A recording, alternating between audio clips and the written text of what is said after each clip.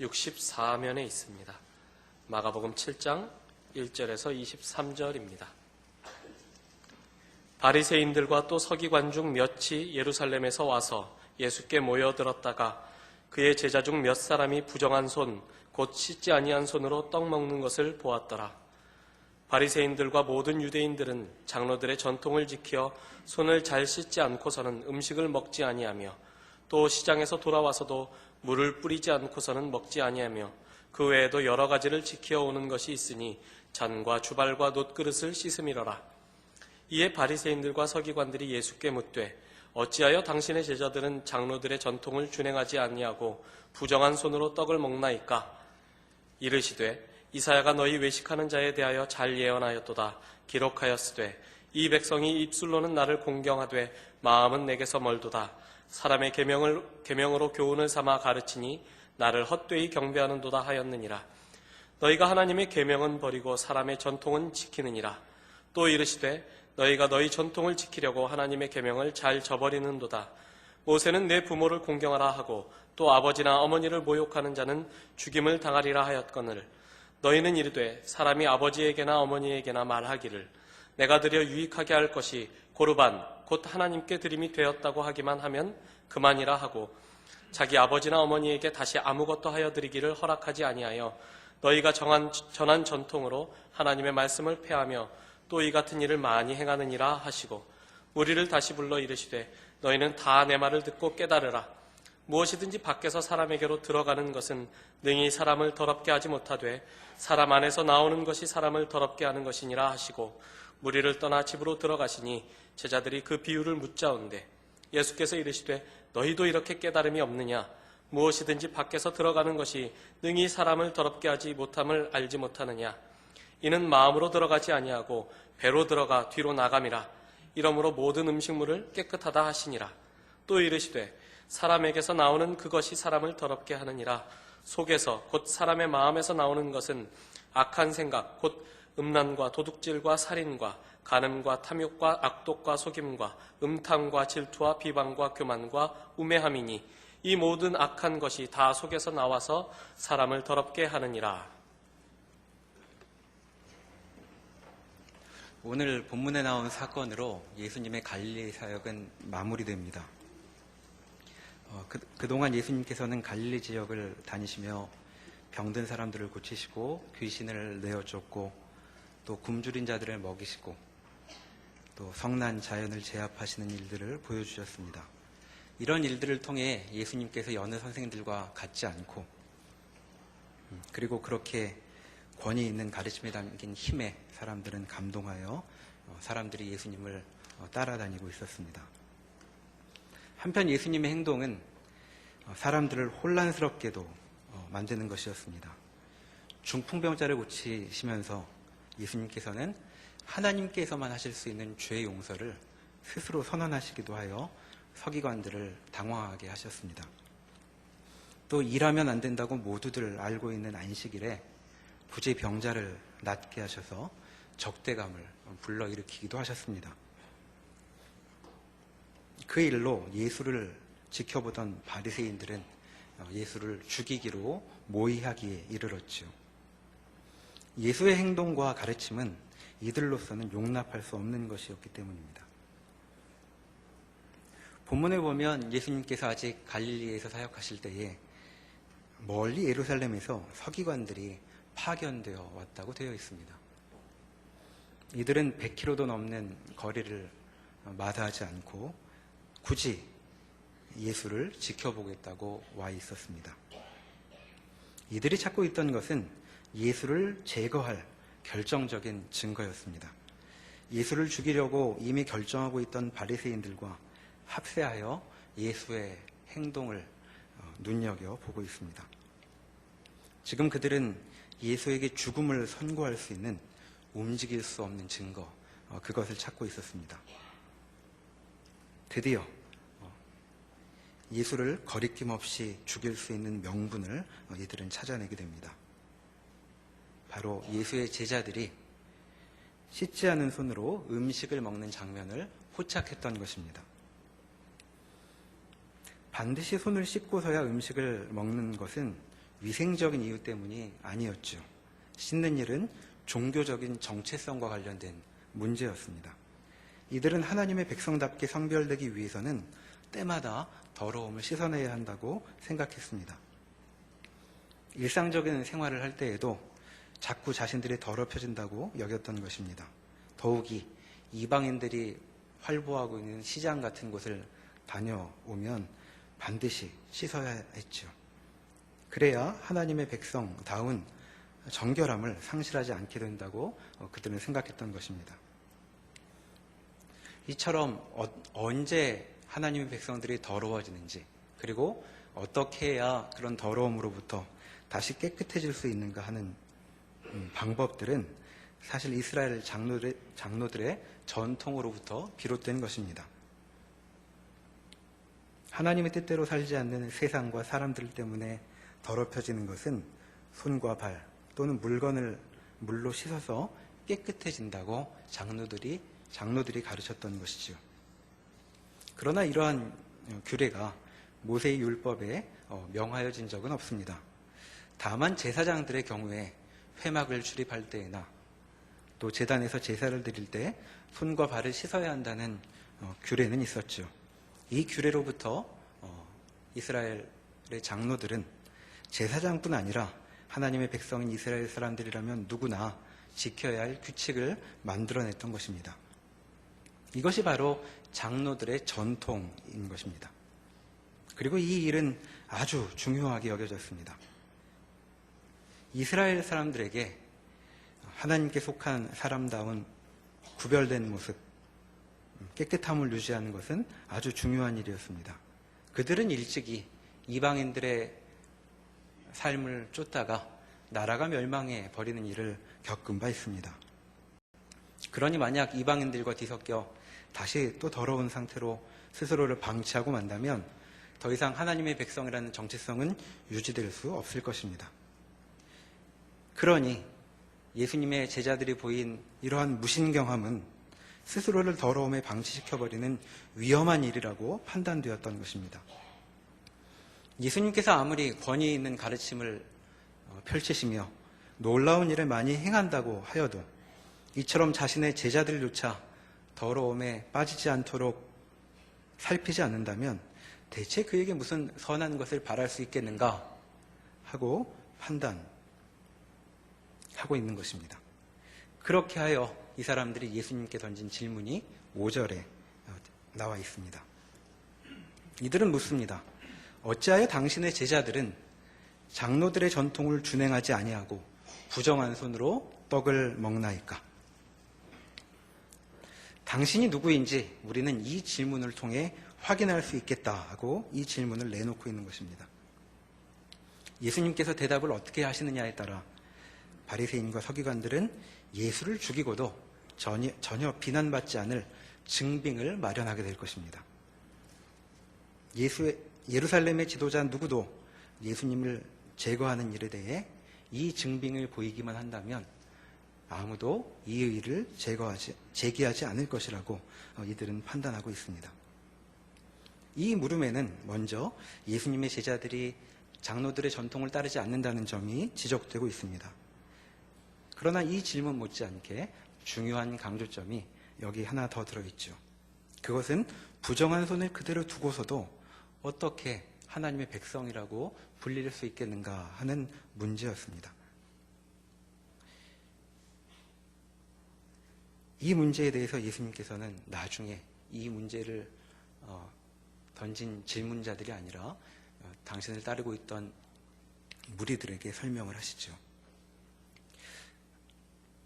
예수께서 서기관들과 바리새인들의 질문을 대하시면서 답하시는 주제는 두 가지입니다.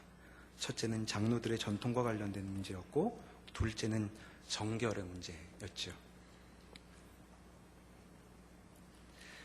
자신의 운명을 결정할 수도 있는 이 질문 앞에 예수님께서 내어놓고 있는 답은 무엇이었습니까? 이상스럽게도 예수님의 답은 질문 자체에 대한 답을 담고 있지 않습니다. 질문자들은 지금 예수님의 제자들이 장로들의 전통을 지키지 않았다는 점에 대해 문제 삼고 있죠. 그러니 만일 예수님께서 제대로 대답을 하시려면 제자들이 잘못이 없다고 말씀하신다거나 아니면 제자들의 잘못을 인정하는 답을 하셔야 할 것입니다. 만일 제자들의 잘못을 인정하신다면 이들이 장로들의 전통을 따라 정결함을 잘 유지해 왔는데 지금 무슨 피치 못할 사정이 있었다라고 설명을 하실 수 있겠죠. 또 달리 제자들이 잘못을 한 것이 아니라면 장로들의 전통에 따른 기준이 틀렸다. 그 점을 논하셔야 맞을 것 같습니다. 그런데 지금 예수님은 질문에 답변을 하시는 대신에 이 질문을 던진 질문자들, 그들을 문제 삼고 계십니다. 예수님의 답은 이렇게 시작하죠. 너희들은 외식하는 자들이다. 그리고 계속 이어지는 예수님의 설명도 질문자들에게 주어지는, 그러니까 질문자들에 대한 이 문제만을 다루고 있습니다. 내게 이런 질문을 던지는 너희는 위선자다, 사기꾼들이다 하고 말씀하고 계시는 것이죠. 바리새인과 서기관들은 예수가 누구인지에 대한 결정적인 증거를 얻기 위해 이 질문을 던졌습니다. 그런데 이제 이 질문을 받으신 예수님께서 이 질문으로 너희가 누구인지 밝히 드러나게 되었다라고 하시며 이들이 누구인지를 오히려 판단하고 계십니다. 왜 이들이 위선자라고 불리고 있을까요? 6절에 예수님께서 말씀하셨듯 이들의 행동이 이사야 선지자의 말에 그대로 들어맞았기 때문입니다. 입술로는 하나님을 공경한다고 하지만 마음은 하나님으로부터 멀리 있다. 사람의 계명을 기준으로 삼느라 하나님을 섬긴다고 하는 일이 다 헛일이 되어버렸다라는 이사야 선지자의 말씀이 바로 이들에 대한 판결이라고 할 수 있는 것입니다. 사람의 계명을 따르느라 하나님의 계명을 생각하지 않게 되었다는 것입니다. 그런데 예수님의 설명은 이로부터 좀 더 나아갑니다. 바리새인과 서기관들이 장로들의 전통에 그렇게도 몰두했던 것은 오히려 하나님의 뜻을 무시하기 위해서였다라고까지 말씀하고 계신 것입니다. 이런 판단은, 이런 지적은 예수님께서 사례로 드신 고르반의 경우를 통해 지금 확인되고 있습니다. 장로들의 전통에는 부모님께 드릴 것에 고르반, 곧 하나님께 드렸다라고 말하기만 하면 그것을 더 이상 부모를 위해 떼어놓지 않아도 된다는 그런 규정이 있었다는 것입니다. 그러나 한편 하나님의 율법에는 부모를 공경하여라 하는 말씀이 있죠. 그러니 지금 장로들의 고르반과 같은 전통은 하나님께 드린다는 명목으로 하나님의 율법을 어기는 일을 벌어지게 하였다라고 말씀하고 계십니다. 사람들의 삶을 정황마다 규정하고 있던 장로들의 전통이 13절에서 보듯 실상은 하나님의 말씀을 폐하는 결과를 낳는 데 사용되고 있다고 폭로하고 계십니다. 장로들의 전통이 하나님께서 사람들이 살도록 정하신 원칙을 가리고 더 나아가 사람들을 하나님께서 기뻐하시는 뜻으로부터 멀어지게 만들었다는 것입니다. 잘못된 열의가 오히려 하나님과의 관계를 망가뜨리고 있죠. 이런 점과 함께 예수님의 답변은 좀 더 표면적인 차원에서도 읽을 수 있습니다. 이 질문으로 드러나는 것은 질문자들의 위선입니다. 사실 이들에게 중요했던 것은 어떻게 하여야 하나님께 정결할 것인가 하는 문제가 아니었습니다. 이들은 정결을 명목으로 예수를 제거할 수 있다는 점에 관심이 있었습니다. 이 사람들은 어떤 삶의 중요한 문제, 신앙의 문제로 예수를 만나고 있지 않습니다. 이들은 사람들의 찬송 속에서 예수를 죽일 수 있겠는가? 그 점만을 생각할 뿐이었습니다. 이들의 의도를 보아도 이들을 위선자들이라고 부르는 일은 마땅하다고 하겠습니다. 이렇게 예수님께서 질문자들의 의도를 지적하시는 것으로 이 만남은 끝나버립니다. 이제 질문자들은 예수를 죽일 이유를 더 분명히 갖게 됩니다. 이제는 예수를 죽일 만한 결정적인 증거를 확보했다고 여겼을 것입니다. 그러니 그들에게 용건은 이제 끝난 것이죠. 그러나 예수님께는 아직 용건이 다 끝나지 않은 모양입니다. 예수께 질문을 던지는 사람들은 어디로 가버렸는지 예수님께서는 자신을 따르고 있던 무리들을 부르셔서 이들이 제기한 문제, 정결의 문제를 다루시기 시작합니다. 이것이 바로 예수님께서 이 질문으로 다루시는 두 번째 주제입니다. 5절에 나온 바리새인과 서기관들의 질문은 이것이었습니다. 어찌하여 당신의 제자들은 장로들의 전통을 준행하지 아니하고 부정한 손으로 떡을 먹나이까? 장로들의 전통이라는 말을 빼고 다시 읽어보면 이 질문은 당신들의 제자들은 왜 부정한 손으로 떡을 먹습니까? 라고 읽어볼 수 있습니다. 바로 정결에 대한 물음입니다. 예수님께서는 이제 이 문제를 다루겠다고 하시는데 이 문제가 얼마나 중요한 것인지 14절에 아직 가르치시기 전에 이 일의 중요성을 먼저 당부해 놓고 계십니다. 지금부터 할 설명은 아주 중요한 것이어서 너희 모두가 듣고 깨달아야만 한다 라고 먼저 말씀하시고 이제 정결의 문제에 대한 예수님의 가르침을 15절과 16절에서 말씀하고 계시죠. 15절에서 이렇게 말씀하십니다. 무엇이든지 밖에서 사람에게로 들어가는 것은 능히 사람을 더럽게 하지 못하되 사람 안에서 나오는 것이 사람을 더럽게 하는 것이니라. 무엇이 사람을 더럽히는가? 더럽혀짐과 깨끗함이란 하나님의 백성으로서의 구별됨과 관련된 것이었습니다. 그런데 인간을 더럽히는 것은 밖에서 찾아지는 것이 아니라고 합니다. 밖에서 들어오는 것은 사람을 더럽힐 만한 능력이 없다고 하죠. 19절에 나와 있는 것처럼 밖에서 들어가는 것은 마음으로 들어가지 못하기 때문입니다. 사람 밖에 있는 것들은 사람 마음으로 접근할 수 없다 하는 점이 여기 지적되고 있습니다. 깨끗하게 하는 일, 곧 하나님의 백성다움을 유지하는 일은 인간 바깥에 있는 것으로는 설명되지 않는다고 하십니다. 그러니 그런 것들에 주목하고 주의하는 것만으로는 정결을 유지할 수도 확보할 수도 없는 것이라고 말씀하고 계십니다. 인간이 더럽혀지는 것은 외부로부터 무언가 들어오기 때문이 아닙니다. 문제는 인간의 마음, 곧 인간의 안쪽에서부터 무언가 뿜어져 나온다는 데에 있습니다. 21절에서 말씀하듯 인간의 마음에서 나오는 악한 생각이 인간을 더럽힙니다. 하나님의 백성다운 거룩함을 해치는 것은 바로 이것, 인간 안에서 솟구치는 것입니다.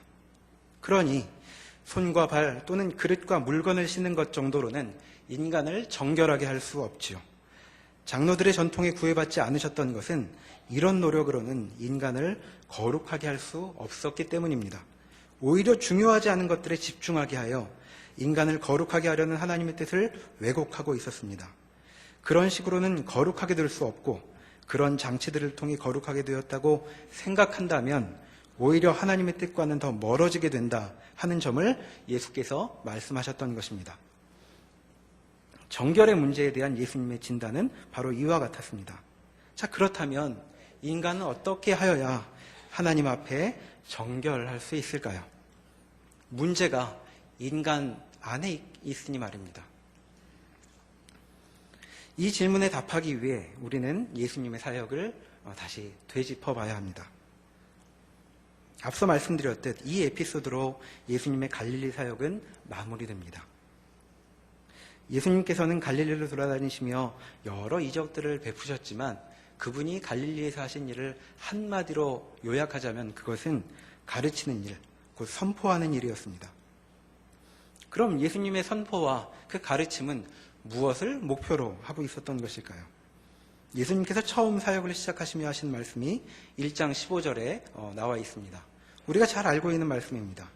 때가 찼고 하나님의 나라가 가까웠으니 회개하고 복음을 믿으라. 예수님의 가르침은 사람들이 회개하고 복음을 믿는 것을 목적으로 하고 있었습니다. 회개, 곧 돌이키는 일, 그 일을 위해 예수님께서는 지금 갈릴리 지역을 내내 다니시고 있었던 것입니다.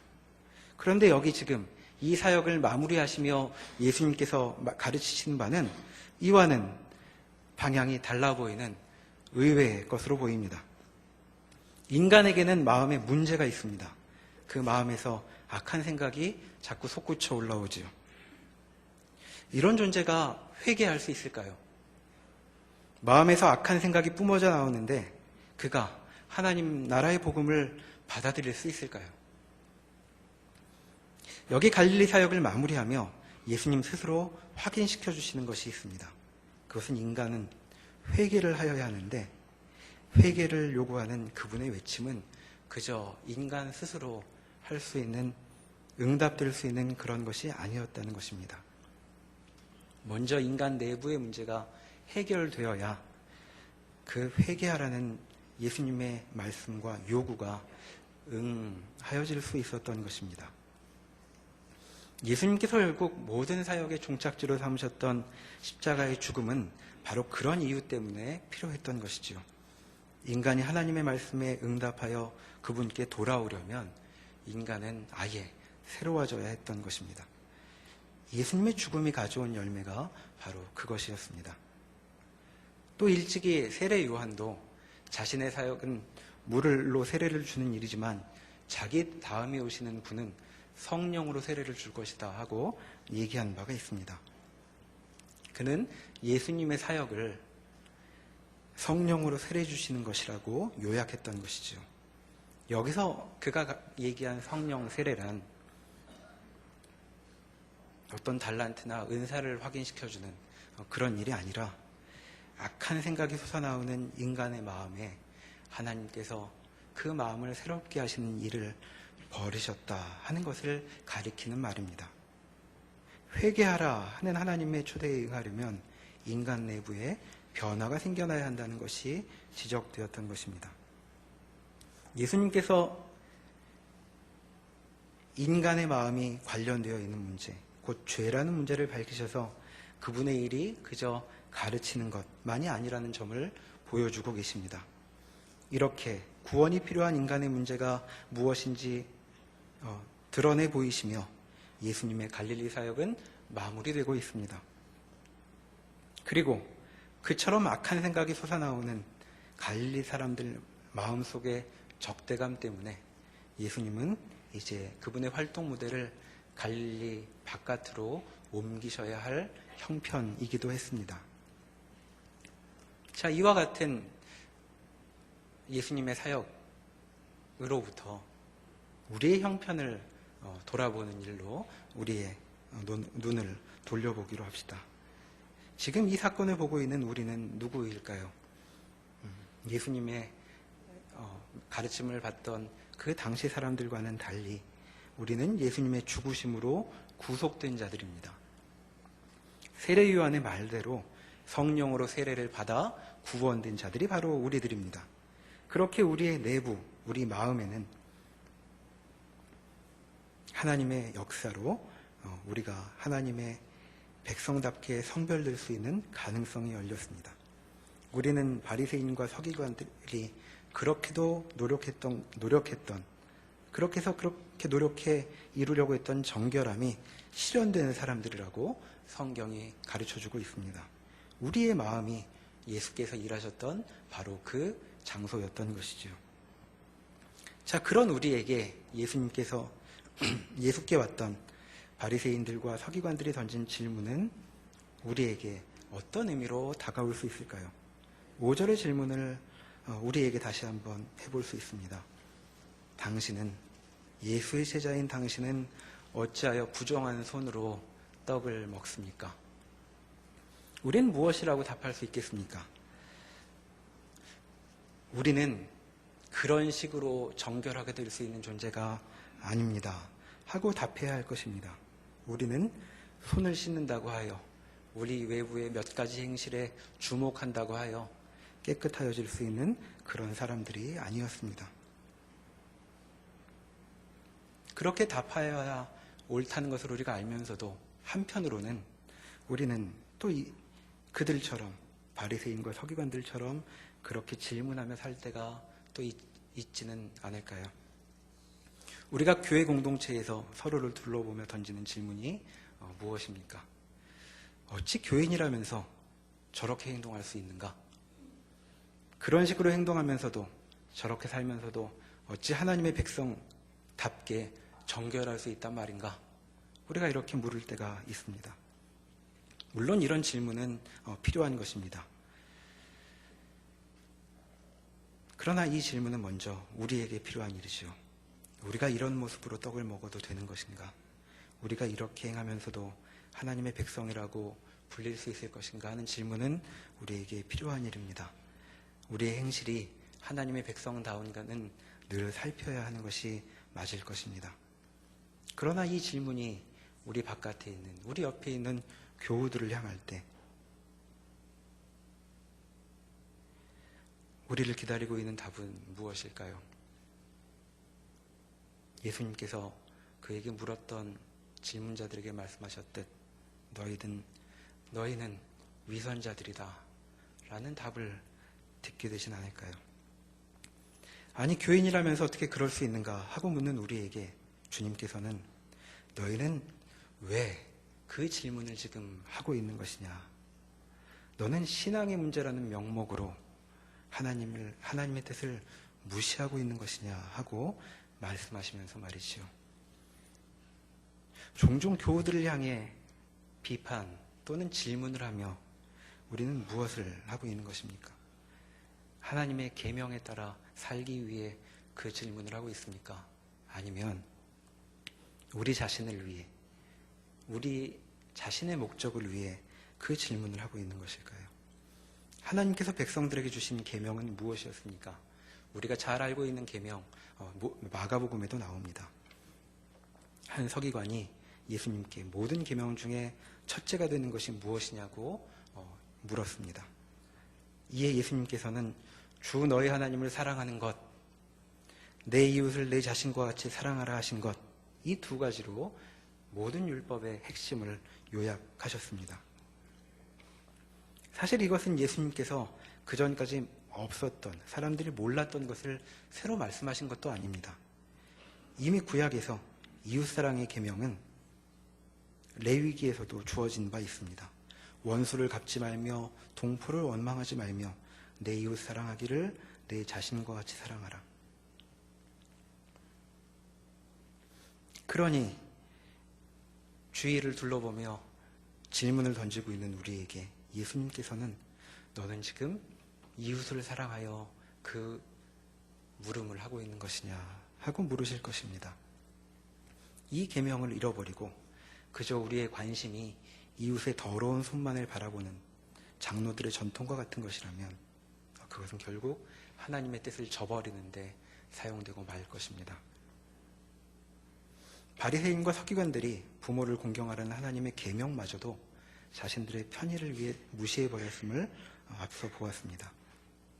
이들에게 필요했던 일은 각가지 경우마다 옳고 그름을 정해주는 장로들의 전통이 아니었습니다. 이들에게 정말로 필요했던 것은 이미 주어져 있는 하나님의 율법에 자신의 마음을 살피며 조아리는 일이었습니다. 그러니 더러움을 피하기 위해 서로의 행동 하나하나를 감시할 것이 아니라 하나님의 계명에 우리의 마음이 어떻게 움직이고 있는지 이들은 더 주목해야 했을 것입니다. 그렇게 하여 그들에게 있는 정말로 중요한 문제에 대면하여야 했을 것입니다. 우리의 경우도 마찬가지라고 할 수 있습니다. 서로의 행실을 보며 우리가 던지는 질문은 실상 상대의 더러움, 상대의 정결함을 지적하기 위한 목적, 그 목적 때문만이라면 그것이 이웃을 사랑하여 하는, 이웃을 걱정하여 하는 물음이 아니라 이웃을 탓하고 그의 더러움을 지적하기 위한 목적 때문이라면 우리는 예수님께서 말씀하셨듯 하나님께서 가르쳐 주신 모든 계명을 위배하는 셈이 됩니다. 만약 그렇다면 우리는 바리새인과 서기관의 그들의 잘못된 행동을 전혀 벗어나지 못한 채 그들의 수준에 반복을 하고 있을 따름이겠죠. 하나님을 들먹여서 부모를 공경하지 않게 되는 일이 고르반이라는 전통으로 출애된 일이었습니다. 우리 나름의 기준으로 어떤 행동을 했는지 또는 안 했는지 그것을 확인하여 상대방이 하나님께 속하였는지 속하지 아니하였는지를 판단하려는 마음이 우리 마음을 가득 채우고 있다면 우리도 똑 같은 잘못을 저지르는 것이라고 말할 수 있겠죠. 이웃의 정체를 판단하려는 마음에서 신앙의 여러 관습을 들먹이는 것, 이웃을 사랑하지 않으면서도 이웃의 정체를 판단하려는 것은 모두 우리의 위선을 드러낼 뿐입니다. 자, 예수께서는 이들의 위선뿐만 아니라 이들은 의식하지 않았던 것 같지만 정결의 문제도 이 문제를 통해 다루셨습니다. 이웃의 정결, 또 우리 자신의 정결은 무엇으로 유지될 수 있을까요? 예수님은 우리 외부에 있는 것으로는 하나님 앞에서의 우리의 정결함을 유지할 수 없다고 말씀하셨습니다. 우리 스스로에게 무언가를 더 얹어놓고 더 쌓아놓는다고 하여 우리가 하나님 앞에 더 깨끗해지는 것이 아닙니다. 우리 눈에 흡족할 만한 무엇을 우리가 갖추어 놓고 있는다고 해서 우리가 하나님께 성별되어 있다라고 말할 수 없겠죠. 우리가 신앙 안에서 그토록 주께 구하고 있는 많은 기도의 제목들은 무엇을 목적으로 하고 있습니까? 우리가 소원하고 있는 그것들이 이루어진다면 우리가 좀 더 하나님께 구별된 존재다울까요? 무엇이 우리에게 더해지면 우리가 더 하나님의 백성다워진다고 말할 수 있겠습니까? 우리가 구별되는 일은, 우리가 하나님 백성다워지는 일은 우리의 마음 속에서 일어날 수 있는 일입니다. 그것은 성령께서만 하실 수 있는 일이죠. 우리 내면을, 우리 자신을 바꾸어 놓는 힘은 우리에게 없습니다. 우리의 어떤 신앙적인 노력도 그것만으로는 우리의 마음을 건드릴 수조차 없습니다. 성령의 역사가 함께 하시지 않는다면 우리의 갖가지 신앙적인 열심과 노력은 오히려 자신을 이웃과 차별화시켜 우리가 얼마나 스스로 만족할 만한 존재인가를 드러내는 교만이라는 악한 결실만을 맺고 말 것입니다. 우리의 노력만으로는 우리는 우리 마음에조차 들어설 수가 없습니다. 더 이상 외면적인 해법만으로 우리의 상태를 파악하려는 눈을 벗어버리라고 예수님께서 지금 가르치고 계십니다. 우리가 더러움을 벗고 하나님 앞에서 정결하기를 소원한다면 우리는 더욱 우리의 무능함을 인정하고 하나님 앞에서 하나님께서 우리 안에 역사하시기를 소원하여야 할 것입니다. 그리고 우리 이웃이 정말 하나님의 백성다워지기를 소원한다면, 그들이 하나님 앞에 정결하여지기를 소원한다면 하나님께서 그들의 마음속에서 역사하여 주시기를 더욱 간절히 구해야 할 것입니다. 그리고 이 일이 십자가에서의 예수님의 사역을 통해 시작되었다라고 우리는 알고 있습니다. 이렇게 시작된 일, 우리 마음의 변화는 하나님 앞에서 시작되었고, 그리고 우리가 이 일의 중요성을 듣고 깨달을 때에 우리를 깨끗게 하신 하나님의 일은 우리를 더욱 하나님 앞에 정결한 사람들로 바꾸어 갈 것이라고 우리가 소망할 수 있을 것입니다. 기도하시겠습니다.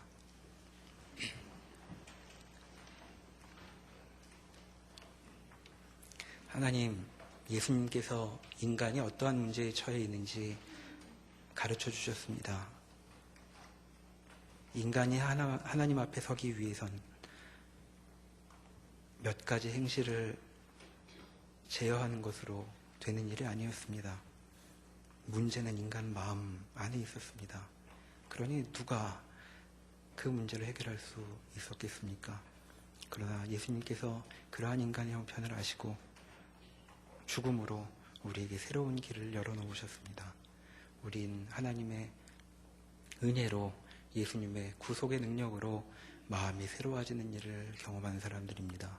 그러니 우리가 바리새인과 서기관들의 질문, 의도에 머물지 않고 정말 그렇게 변화된 가능성이 열린 사람들답게 우리를 돌아보고 우리 주위를 돌아보게 하여 주십시오.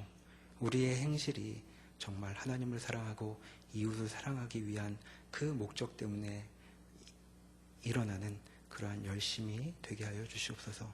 또 그뿐 아니라 신앙적인 이름으로 우리 위선을 가리는 그런 우를 범하지 않도록 도와주십시오. 우리는 어리석어 자꾸 그렇게 서로를 비교하며 결국은 상대방을 누르는 그런 결실만을 맺을 때가 많습니다. 주님 도와주셔서 우리가 주님 앞에 거짓된 마음으로 서지 않도록 붙들어 주시옵소서. 예수님 이름으로 기도합니다. 아멘.